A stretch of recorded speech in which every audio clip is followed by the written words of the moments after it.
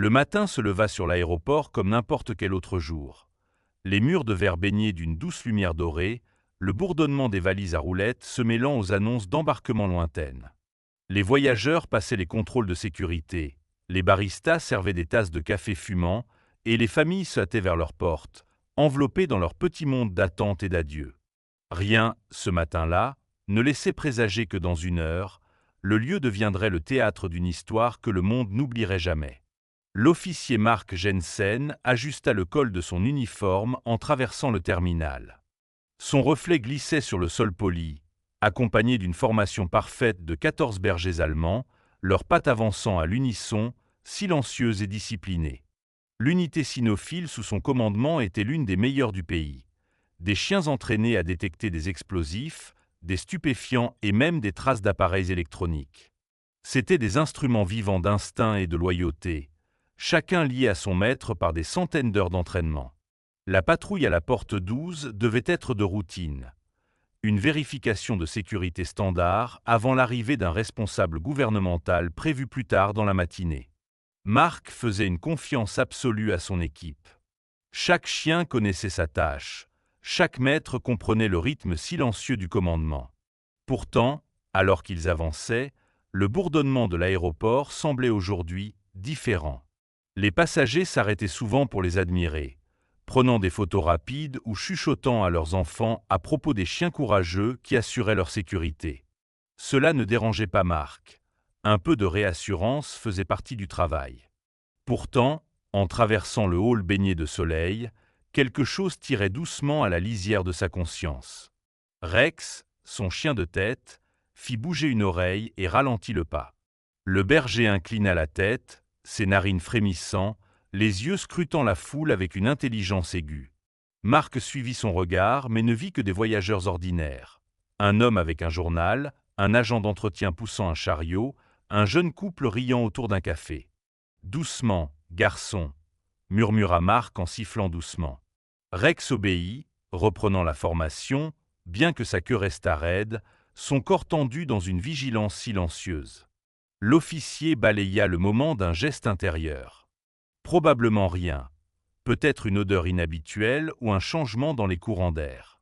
Mais au fond de lui, quelque chose dans le comportement de Rex demeurait.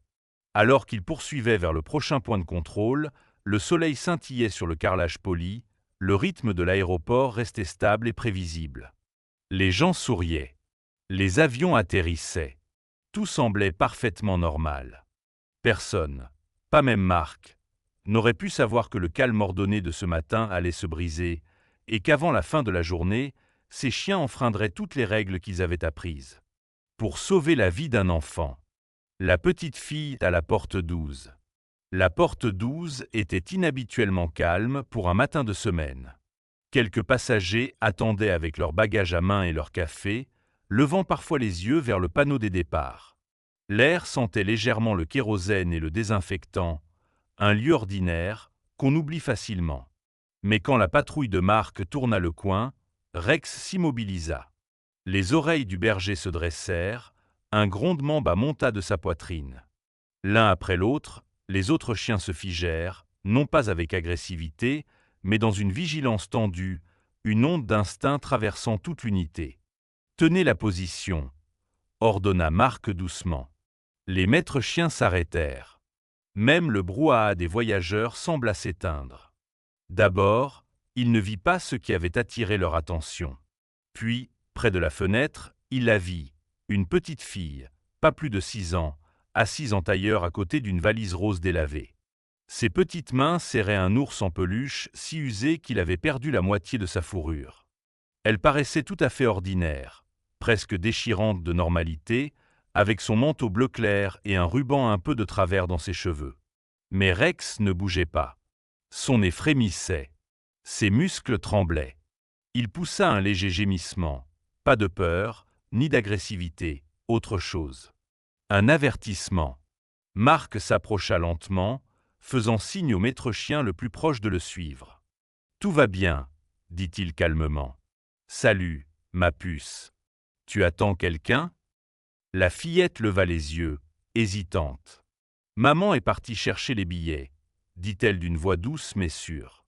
Elle serra l'ours contre elle. Elle a dit de ne pas bouger. Rex s'avança un peu, le museau à quelques centimètres du jouet. Sa respiration changea, courte, hachée. Puis, sans prévenir, il aboya. Fort. Autoritaire.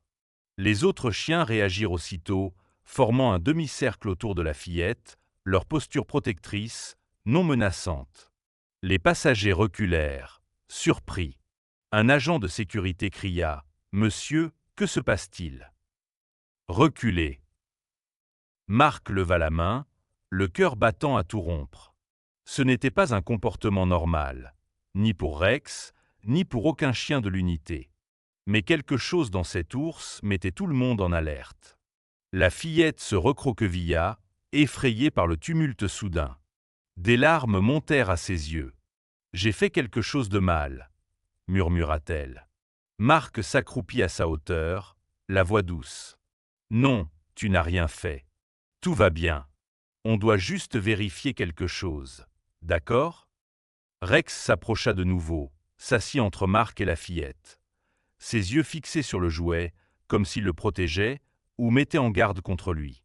Les maîtres chiens échangèrent des regards inquiets. L'un d'eux murmura « Ce n'est pas elle qu'ils sentent. C'est l'ours. » Le pouls de Marc s'accéléra. « Rex, souffla-t-il, montre-moi. » Le chien le regarda, puis fixa à nouveau le jouet, la queue raide, le regard ferme. C'est alors que les instincts de Marc, affinés par une décennie de terrain, s'alignèrent sur ceux de son partenaire. Quelque chose n'allait pas, ni avec le jouet, ni avec cette scène. Et bien que personne dans le terminal bondé ne le sache encore, la petite fille calme à la porte 12 se trouvait assise au cœur même d'une tempête sur le point d'éclater. Le cercle de protection. Les aboiements avaient attiré une petite foule. Les passagers restaient figés, formant un large cercle, murmurant avec nervosité, leur téléphone en main sans oser filmer. Les agents de sécurité se précipitèrent pour évacuer la zone, mais même eux hésitèrent devant ce qu'ils voyaient. 14 bergers allemands dressés, des animaux conditionnés à obéir à chaque ordre, avaient rompu leur formation. Ils entouraient la fillette dans un cercle parfait, leur corps formant une barrière vivante. Personne n'avait jamais vu un tel comportement. « Doucement, doucement », dit Marc calmement, les paumes levées, le cœur battant à tout rompre. Rex au pied. Mais Rex n'obéit pas. Aucun ne le fit. Leurs yeux passaient de la fillette à son ours en peluche, les poils légèrement hérissés, chaque muscle vibrant d'une tension contenue.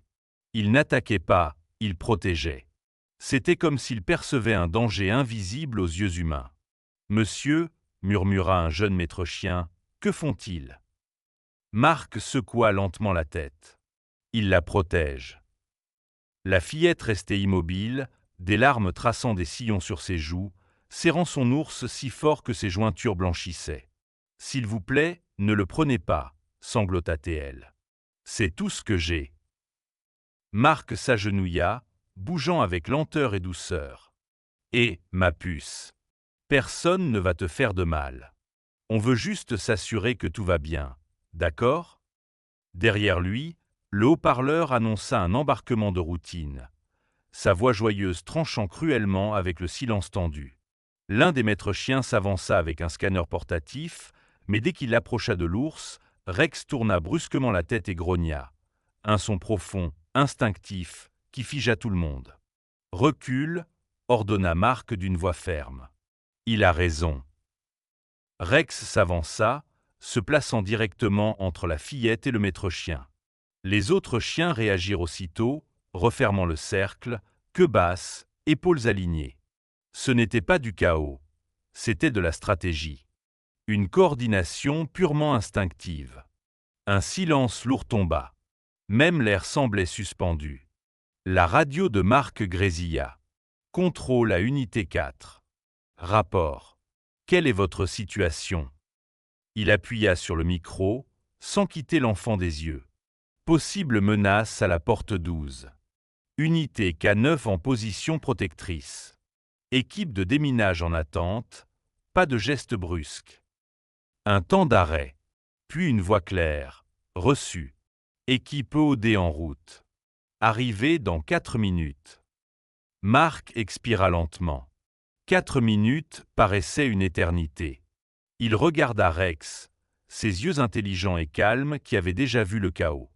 Le regard du berger restait fixé sur l'ours, inébranlable. Ni curiosité, ni doute. Juste une détermination absolue. Alors, Marc comprit enfin. Les chiens ne réagissaient pas à une menace provenant de la fillette, mais à une menace dirigée contre elle. Et tandis que les passagers étaient évacués et que le silence s'installait, la scène devint évidente. 14 protecteurs fidèles entourant une enfant effrayée, attendant quelque chose que nul ne pouvait encore voir. Ce n'était plus un simple contrôle de sécurité. C'était une confrontation entre l'instinct et l'inconnu. La menace cachée. L'air à la porte 12 semblait plus lourd maintenant. Ce silence dense et électrique qui précède une tempête.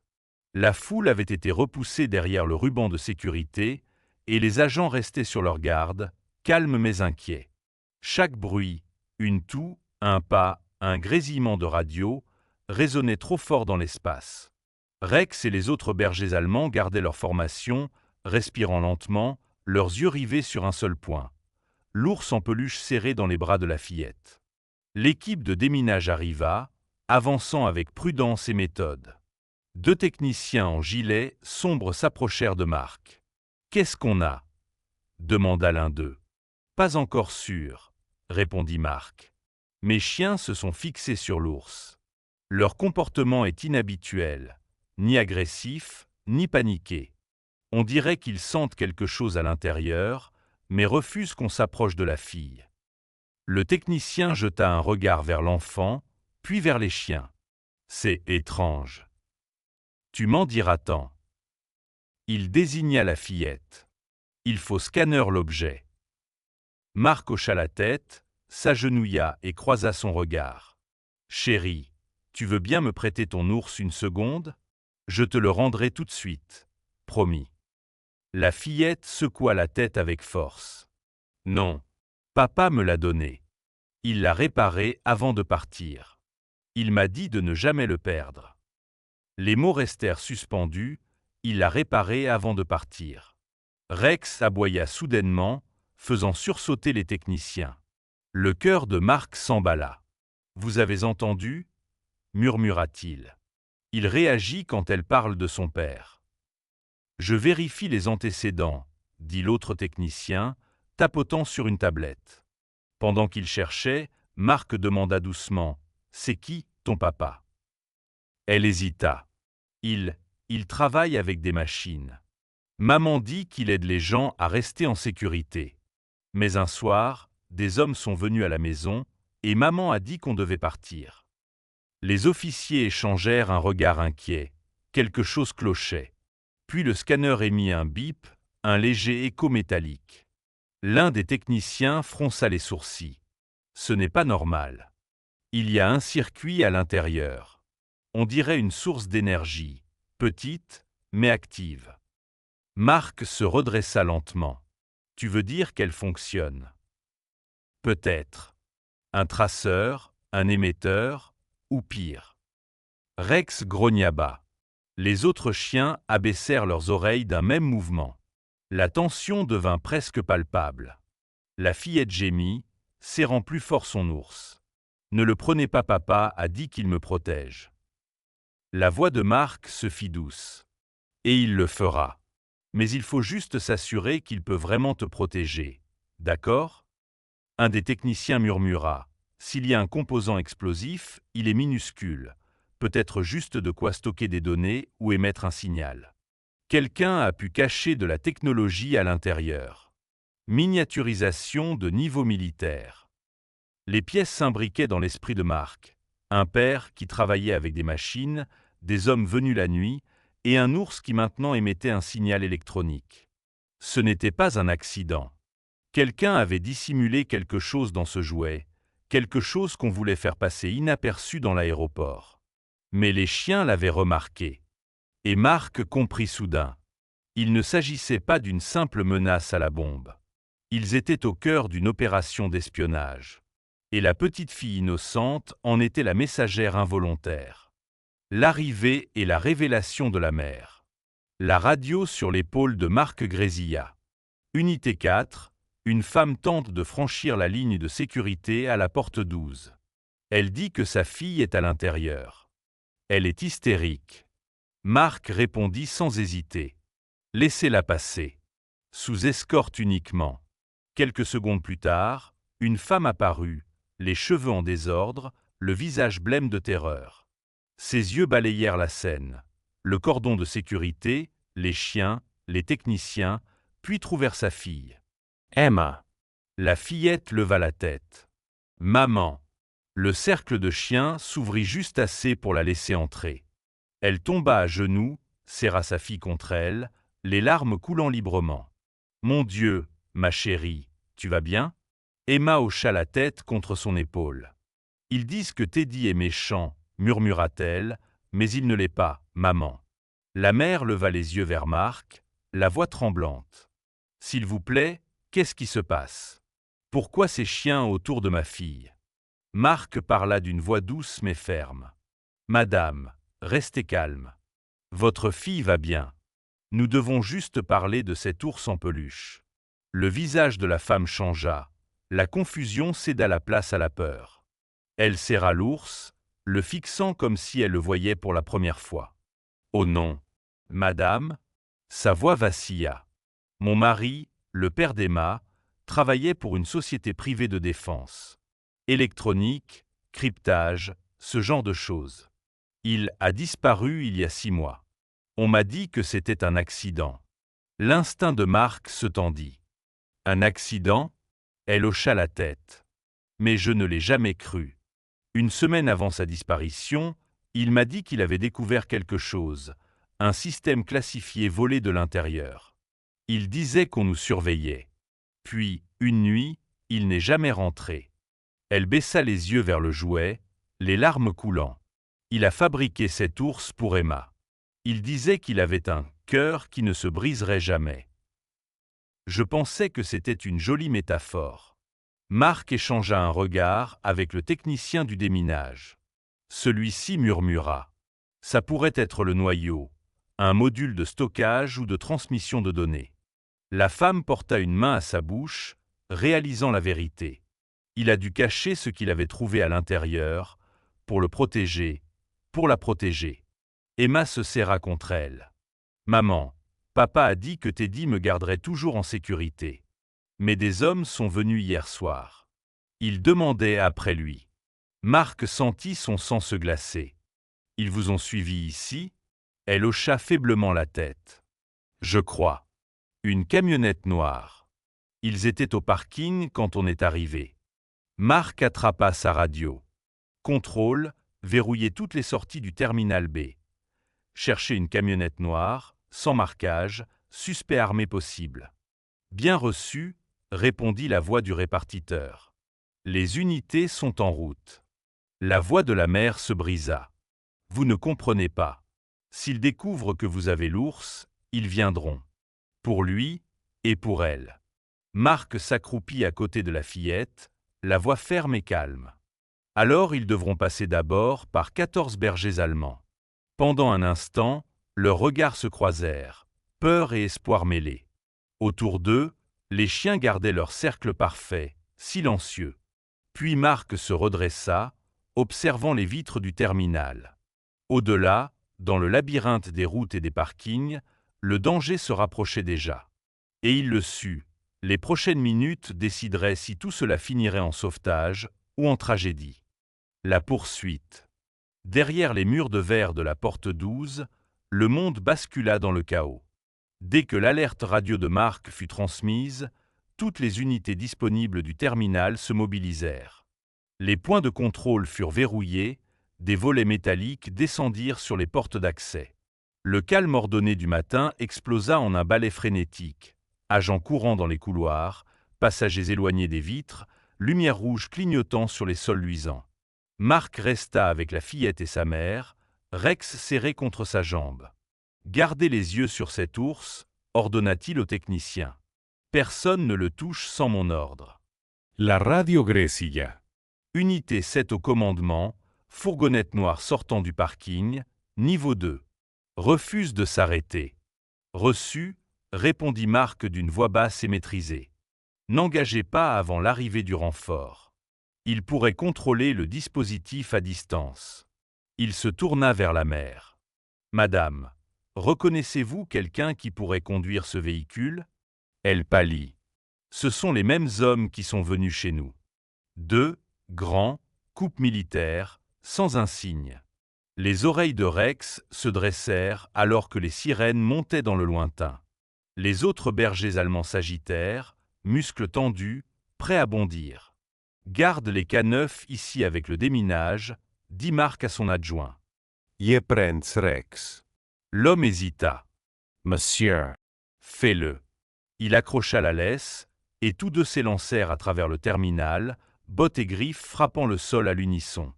Les portes s'ouvrirent sur la lumière aveuglante du jour et le grondement des moteurs. Sur la rampe de service, la fourgonnette noire zigzaguait entre les taxis. Rex, piste. Le chien bondit, museau levé, suivant la trace chimique du dispositif. Marc courait derrière, le cœur battant à tout rompre, l'adrénaline brûlant ses veines. Les voitures de police rejoignirent la poursuite. Les sirènes résonnaient entre les murs de béton alors que la chasse se prolongeait sur les routes extérieures. À la radio.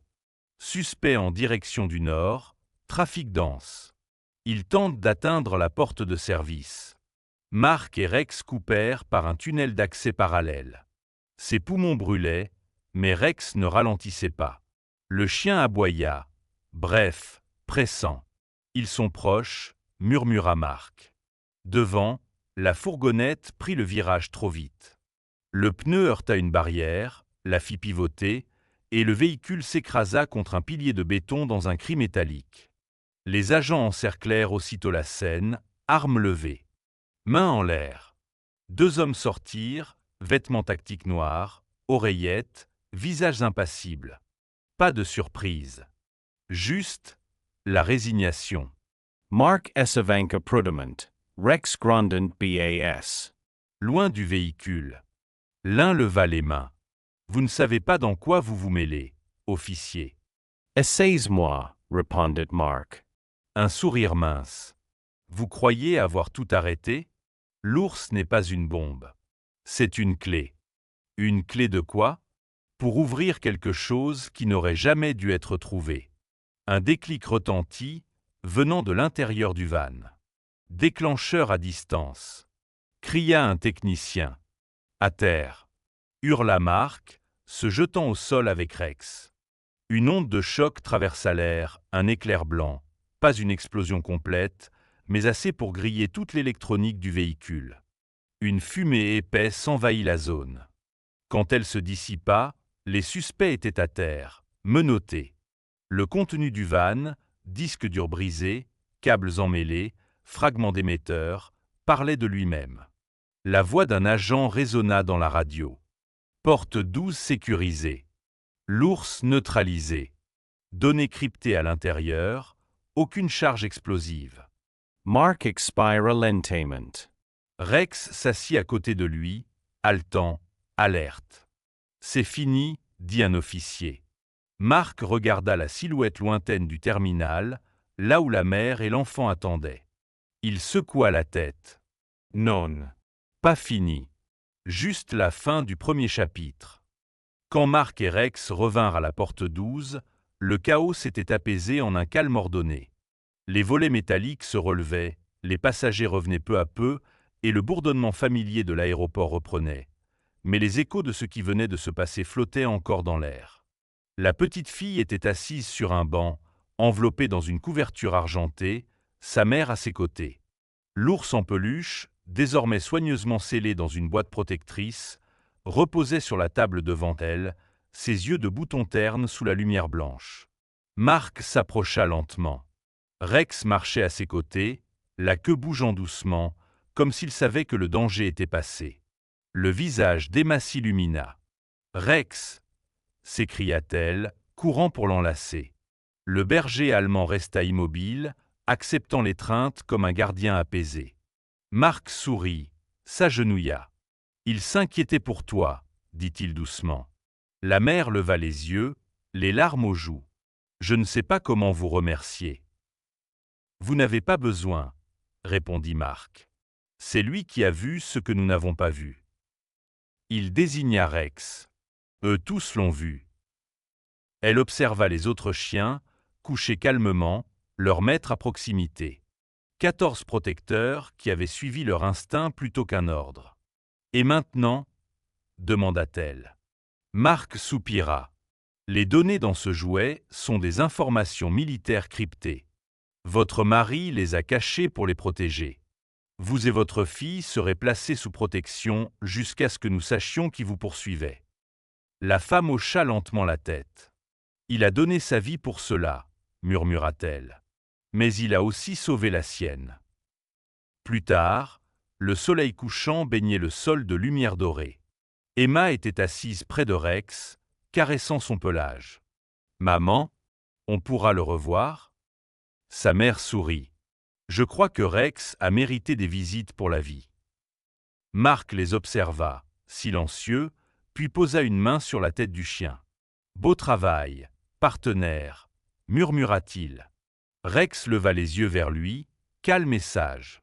Le monde allait continuer. Rapport, enquête, titre, mais Marc savait ce qui comptait vraiment. Le courage ne marche pas toujours sur deux jambes. Les semaines passèrent, et l'aéroport retrouva son rythme. Les vols atterrissaient, les chariots à bagages ronronnaient, les passagers pressés passaient devant la même porte 12, comme si rien d'extraordinaire ne s'y était produit. Mais pour ceux qui avaient été là ce matin-là, rien ne serait plus jamais ordinaire. L'histoire se répandit plus vite que n'importe quel avion. Les médias l'appelèrent le miracle de l'aéroport. Les journaux parlaient d'une enfant sauvée, d'un complot d'espionnage déjoué et d'une unité K9 dont l'instinct avait empêché un désastre. Mais pour Marc Jensen, ce n'était pas cela qui comptait. Il se souvenait du silence avant que tout commence, l'immobilité, la lumière du soleil à travers le verre, et le moment où Rex avait simplement su. On lui proposa des médailles, des cérémonies, des interviews. Marc en refusa la plupart. Il assista seulement à une brève conférence de presse. Quand on lui demanda comment il avait su que la fille était en danger, il répondit simplement « Je ne le savais pas ». Lui, oui. Et posa la main sur le cou de Rex. Cette phrase fit le tour du monde, un homme silencieux rendant tout le mérite à son partenaire. L'enquête confirma ce qu'il soupçonnait. L'appareil à l'intérieur de l'ours contenait des données volées, une technologie capable de perturber des satellites militaires. L'homme qui l'avait caché, le père d'Emma, avait donné sa vie pour le protéger. Pour sa fille, l'ours fut rendu, vide maintenant, son cœur retiré, redevenu simple jouet. Quelques mois plus tard, Marc visita le petit hôpital où Emma se remettait du traumatisme. La fillette courut vers lui dès qu'elle le vit. « Tu es revenu » cria-t-elle. Rex aboya une fois, la queue battant l'air, se laissant enlacer. Elle posa ses petites mains sur son visage et dit doucement « Maman dit que tu es un héros.